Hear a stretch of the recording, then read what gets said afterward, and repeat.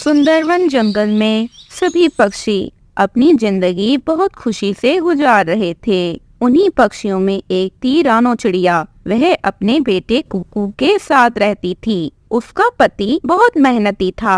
वो पूरा दिन दाना जमा करता और फिर शाम को वो दाना खुशी खुशी खा लेता। एक दिन टूना चिड़ा अपनी पत्नी रानो चिड़िया से कहता है, रानो, क्या हमारे बेटे कुकू ने भोजन खा लिया है? नहीं टूना, कुकू ने तो कल रात को भी भोजन नहीं खाया। वो जिद कर रहा है कि उसे मीठे जामुन खाने हैं। तो इसमें परेशानी की क्या बात है? मैं जाता हूँ और अपने प्यारे बेटे के लिए मजेदार जामुन लेकर आता हूँ। ऐसा कहते हुए टूना चिड़ा जाने लगता है।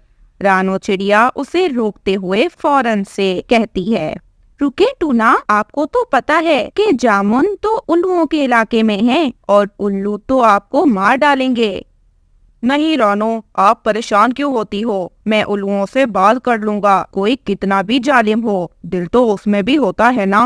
फिर पापा चिड़िया उल्लुओं के इलाके की तरफ चला जाता है। पापा चिड़िया दो ही जामुन तोड़ता है कि एक उल्लू पापा चिड़िया को देख लेता है और एक पत्थर उठा लेता है। पत्थर सीधा पापा चिड़िया की ओर दे मारता है। पापा चिड़िया जोर से जमीन पर गिरते हैं। जालिम उल्लू, मुझे अपने परिवार के लिए जामुन लेकर जाने थे। ऐसा कहते हुए पापा चिड़िया वहीं पर बेहोश हो जाता है। जालिम उल्लू पापा चिड़िया को अपने पंजों में उठाता है और दूर जंगल के बाहरी हिस्से में जाता है और वहां पर पापा चिड़िया को फेंक देता है। ऊंचाई से गिरने के कारण पापा चिड़िया के पंख टूट जाते हैं। कुछ देर बाद पापा चिड़िया को बेहोश देखकर एक कबूतर वहां पर आ जाता है। कबूतर पापा चिड़िया को अपने ऊपर उठा लेता है और फिर उन्हें घर पहुंचा देता है। रानो चिड़िया फूट फूट कर रोने लगती है। नहीं टूना, ये आपको क्या हो गया? मैंने तो कहा था कि ना जाएं आप। क्यों गए उन जालिम उल्लुओं के इलाके में?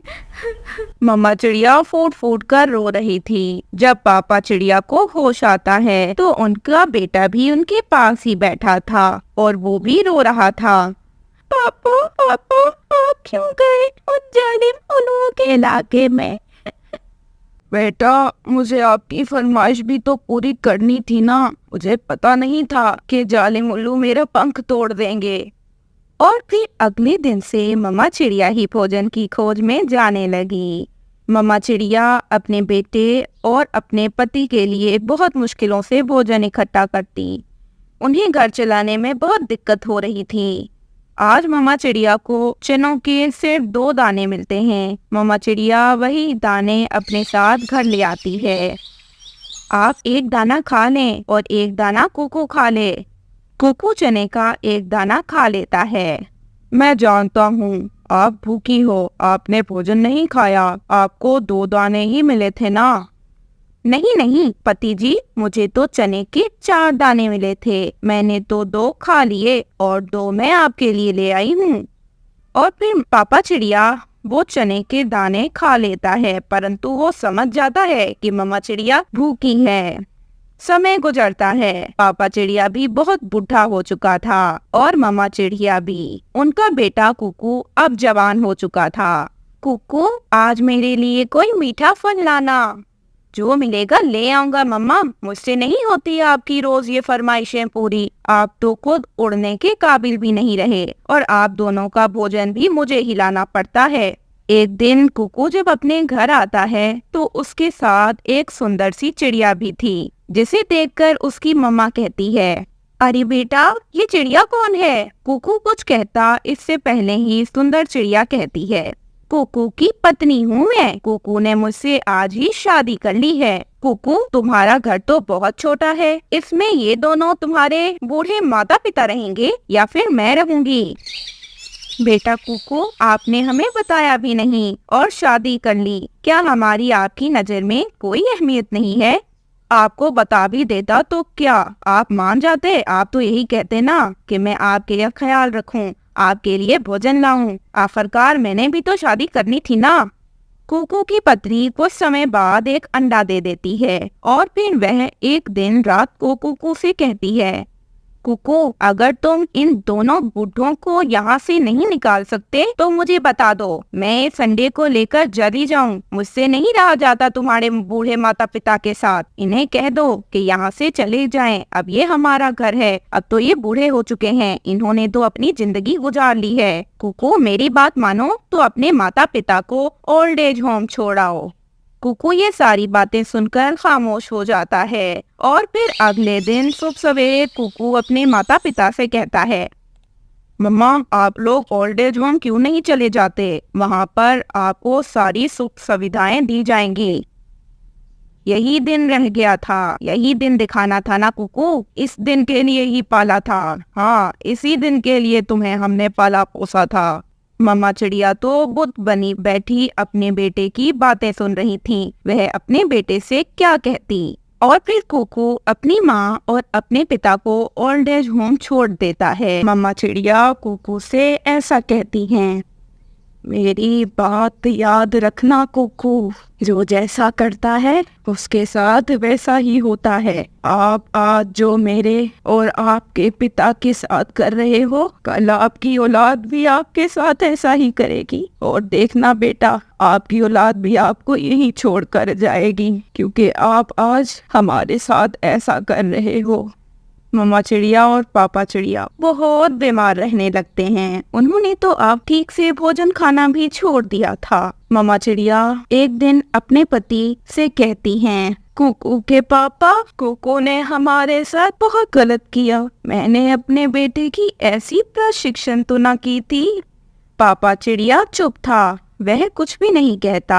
मम्मा चिड़िया रात को सो जाती है और फिर अगले दिन जब मम्मा चिड़िया की आंख खुलती है तो सामने उनकी नजर अपने पति पर पड़ती है, जिन्हें कुछ पक्षी वहां से ले जा रहे थे। ये देखकर मम्मा चिड़िया कहती हैं, कहाँ ले जा रहे हैं आप? कहाँ ले जा रहे हैं मेरे पति को? और फिर मम्मा चिड़िया को ये बताया जाता है कि उसका पति उसे छोड़कर इस दुनिया से हमेशा हमेशा के लिए चला गया है। मम्मा चिड़िया ना रो रही थी और ना कुछ कह रही थी, क्योंकि शायद आज उसके पति के साथ वो भी मर गई थी। कुकू के साथ क्या होगा ये तो समय ही बताएगा, परंतु जो कुकू ने अपने माता पिता के साथ किया उसकी सजा तो उसे आने वाली जिंदगी में मिलकर रहेगी। किसी जंगल में टूनी चिड़िया एक घोंसले में अपने 4 बच्चों के साथ रहा करती थी। तभी उन बच्चों को देखकर टूनी चिड़िया की सासू माँ टूनी से कहती है, देख बहू, तेरे 4 अंडे से तो बेटी हुई है। अगर इस 5 अंडे में से भी बेटी हुई तो मुझसे बुरा कोई नहीं होगा। माँ जी, बेटा बेटी होना तो भगवान के हाथ में है, इसमें भला मैं क्या कर सकती हूँ? हमारे खानदान में आज तक कोई बेटी पैदा नहीं हुई है और तुम तो अपने ही बेटियों की लाइन लगा दी। तुम तो बस भगवान से प्रार्थना करो कि इस अंडे से बेटा चिड़ा पैदा हो, वरना तेरे साथ ना जाने इस बच्चियों का भी क्या होगा। ऐसी सख्त बात बोलकर टूनी की सासू माँ वहाँ से चली जाती है। तभी टोना अपनी पत्नी टूनी चिड़िया के पास आ जाता है। अच्छा हुआ टोना जी जो आप यहाँ आ गए। सासू माँ तो मेरी सुने बिना ही यहाँ से चली गई। टोना जी, बच्चे तो भूखे हैं, इसके लिए थोड़ा दूध लेकर आओ। टोनी, घर में दूध नहीं है। मुझे पता है टोना जी कि घर में दूध नहीं है। आप जाकर कबूतर चाचा के दुकान से दूध लेकर आए। बच्चे को तो भूखे नहीं रख सकते हैं ना।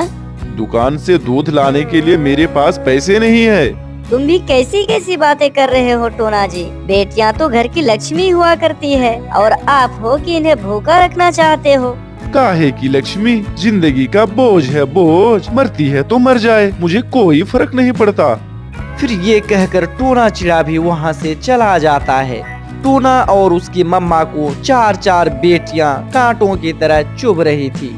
टोना बेटे, ये लो जहर की शीशी। अगर 5 अंडे में से भी बेटी निकले तो दूध में ये जहर मिलाकर सबको मार देना। फिर मैं तेरी शादी दूसरी चिड़िया से कर दूंगी और फिर दोबारा से हम खुशियों भरा जीवन जिएंगे, है ना मेरे प्यारे लाडले बेटे?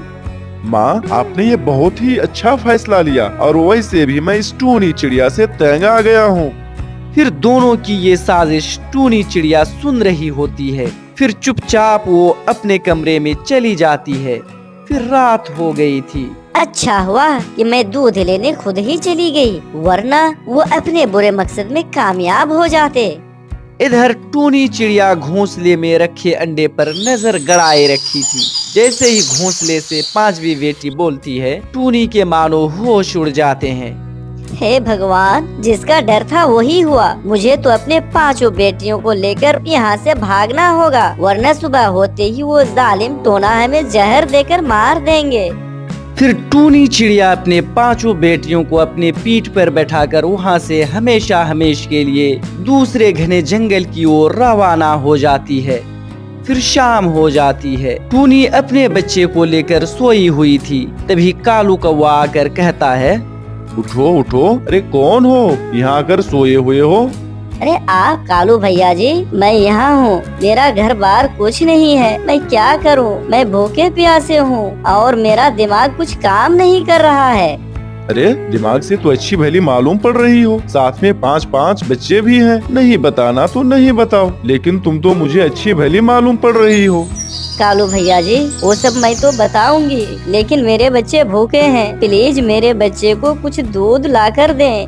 ठीक है टूनी, कोई बात नहीं, मेरा घर पास में ही है, मैं भी जाकर दूध लेकर आता हूँ। फिर कालू कौवा वहाँ से अपने घर की ओर चला जाता है और दूध का डिब्बा लेकर टूनी चिड़िया के पास आ जाता है। फिर टूनी चिड़िया दूध का प्याला लेकर अपने बच्चे को पीने देती है और कहती है, कालू भैया, आपका बहुत बहुत धन्यवाद।